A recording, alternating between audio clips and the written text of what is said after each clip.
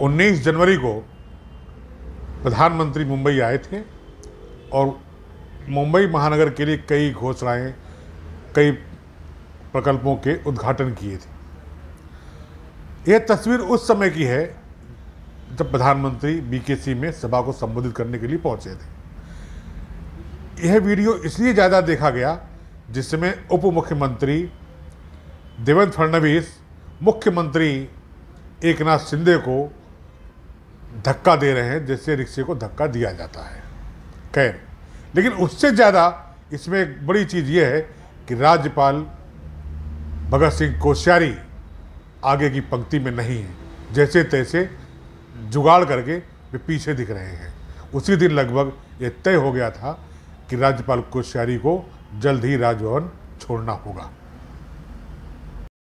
महाराष्ट्र के राज्यपाल भगत सिंह कोश्यारी ने घोषणा की है कि उन्होंने राज्यपाल के पद से इस्तीफा देने की इच्छा व्यक्त करते हुए प्रधानमंत्री नरेंद्र मोदी को शेष समय के लिए सोचने और ध्यान करने की मंशा व्यक्त की है। लेकिन कोश्यारी भाजपा के लिए एक समस्या साबित हुई। साथ ही राज्य में सत्ता परिवर्तन के साथ ही केंद्र में बीजेपी के लिए कोश्यारी की उपयोगिता भी लगता है खत्म हो गई। छत्रपति शिवाजी महाराज, महात्मा ज्योतिबा फुले आदि जैसे महापुरुषों को बदनाम करने के लिए राज्यपाल कोश्यारी विपक्ष के निशाने पर थे। राज्यपाल के बयानों से भाजपा सख्ते में थी, लेकिन भाजपा के लिए राज्यपाल द्वारा नियुक्त 12 सदस्यों को विधान परिषद में नियुक्त किए जाने से में भी कोश्यारी रोड़ा बन रहे थे। राज्यपाल द्वारा 12 सदस्यों की विधान परिषद सीटों पर नियुक्त की जानी थी, जिसके लिए भाजपा और शिंदे सेना ने को अध्यक्ष पद हासिल करना है। इन 12 सदस्यों के बिना विधान परिषद में अध्यक्ष पद करना संभव नहीं है। शिंदे गुट और भाजपा के मंत्रियों ने डिप्टी स्पीकर नीलम गोरे के प्रदर्शन के बारे में अनुकूल विचार नहीं रखे। कोश्यारी ने महाविकास आघाड़ी सरकार के दौरान अनुशंसित 12 नामों को नियुक्त करने से परहेज किया था। उत्तर प्रदेश में राम नाईक, कर्नाटक में वजुभाई वाला या भरद्वाज जैसे राज्यपालों ने राज्यपाल द्वारा नियुक्त सदस्यों की नियुक्ति के लिए नामों को खारिज किया था या वापस भेज दिया था। कोश्यारी ने उसी लीग पर चलते हुए आघाड़ी सरकार के अनुशंसा पर कोई फैसला नहीं लिया। कोश्यारी ने उच्च न्यायालय द्वारा कर्तव्य की जानकारी होने के बावजूद राज्यपाल द्वारा नियुक्त किए जाने वाले सदस्यों के संबंध में कोई निर्णय नहीं लिया।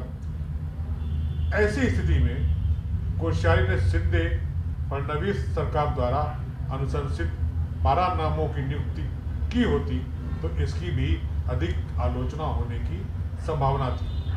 महाविकास आघाड़ी की सरकार गई और प्रदेश में भाजपा के मदद से शिंदे सरकार बनी। इस वजह से भाजपा के लिए कोश्यारी की उपयोगिता भी खत्म हो गई थी।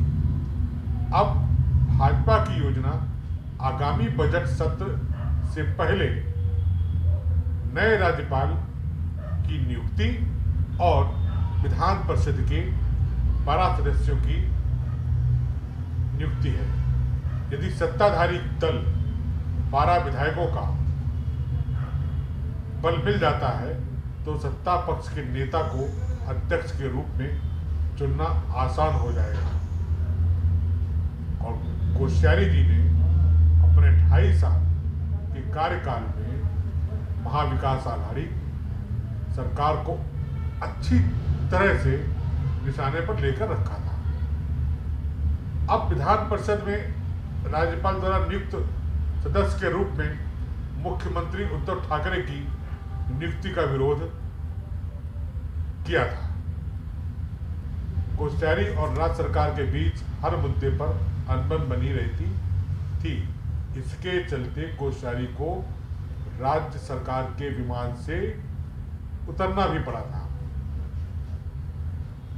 अब चूंकि नई सरकार आ गई है, इसलिए भाजपा के लिए कोश्यारी से जय श्री राम करने के अलावा कोई दूसरा रास्ता भी नहीं है। कोश्यारी के आज की चिट्ठी लिखने का मूल कारण यही है।